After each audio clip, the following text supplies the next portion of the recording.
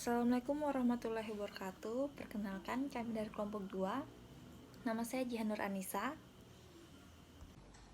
Perkenalkan, nama saya Cynthia Septiana Saputri dengan NIM 1966011135. Nama saya Astasya Nanda Putri.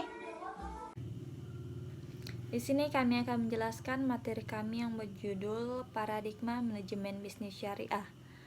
Dalam paradigma manajemen bisnis syariah terdapat poin-poin yang diantaranya niat yang lurus, landasan moral, cerdas, dan komunikatif. Niat yang lurus adalah pondasi utama dari amal perbuatan seseorang. Lurus di sini maksudnya hanya mengharap ridho Allah.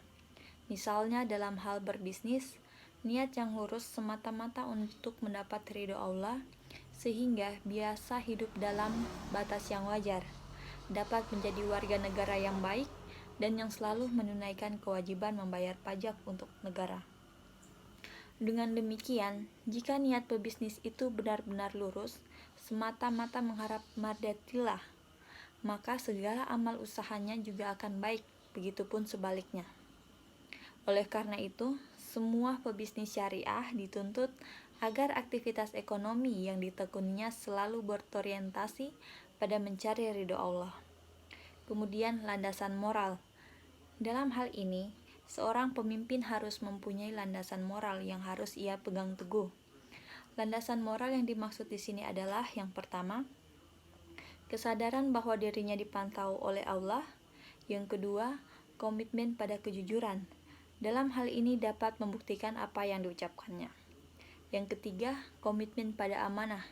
Dalam hal ini memenuhi ketentuan-ketentuan. Kemudian cerdas. Seorang pemimpin bisnis juga dituntut memiliki kecerdasan.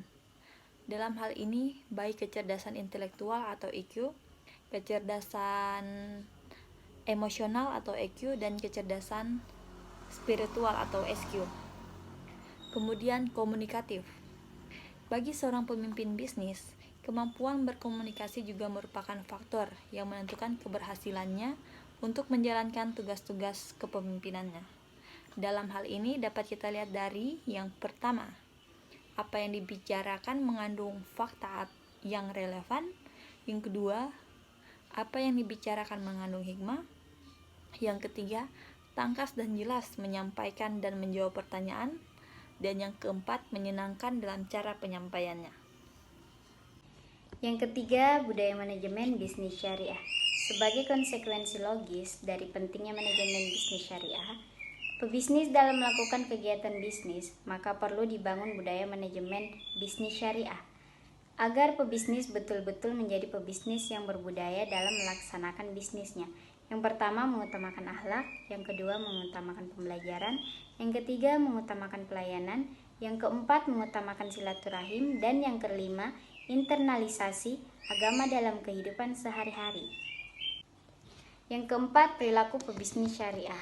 Yang dimaksud dengan perilaku di sini adalah perilaku orang-orang yang menjalankan kegiatan manajemen bisnis syariah yang terkait dengan nilai-nilai keimanan dan ketauhidan, amal saleh yang bernilai ibadah. Yang dimaksud ini adalah perbuatan baik yang dilandasi oleh yang pertama, niat yang ikhlas karena Allah. Yang kedua, tata cara pelaksanaan sesuai syariah. Dan yang ketiga, dilakukan dengan sungguh-sungguh. 5. Menjaga aturan syariah. Islam memberikan kita keleluasaan untuk menjalankan kegiatan ekonomi bisnis apapun sepanjang tidak termasuk yang dilarang oleh syariah. 6. Berinteraksi dengan akhlak. Akhlak menempati posisi puncak dalam rancang bangun ekonomi Islam. Karena inilah yang menjadi tujuan Islam dan dakwah para nabi. Beberapa akhlak yang harus dimiliki para pebisnis syariah yaitu jujur, amanah, toleran, dan menepati janji. Dan juga salah satu akhlak yang harus dimiliki pebisnis syariah yaitu bersyukur. Pebisnis syariah adalah pebisnis yang selalu bersyukur kepada Allah Subhanahu wa taala. Bersyukur merupakan konsekuensi logis dari beberapa rasa terima kasih kita atas nikmat yang telah Allah berikan kepada kita selama ini. Itulah materi dari kelompok kami. Semoga apa yang kami jelaskan dapat bermanfaat bagi kita semua. Wassalamualaikum warahmatullahi wabarakatuh.